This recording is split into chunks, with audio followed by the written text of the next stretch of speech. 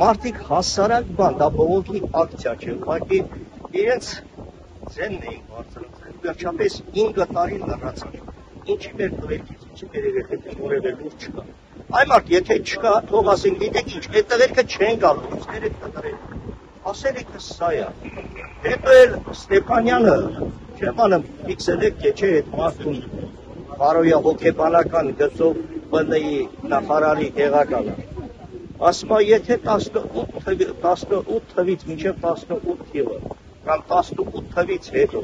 այդ հողերը մերը չէին, 18 թվից հետո, մեր զինվորները, մեր տղաները, ինչ գործ ունեին, օտարի հողի վրա, ասում է, պետք է տարել։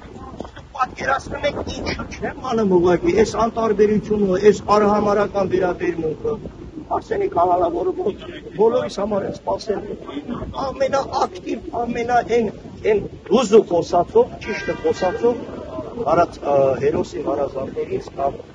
հարազատներից մեկն է ամենա ճիշտ խոսացող մարդը։ Այսինքն իրականորեն եք դրան։ Իհարկե, ցավը տանեմ, ասում են խոսքի ազատություն, բայց խոսքի ազատություն չի։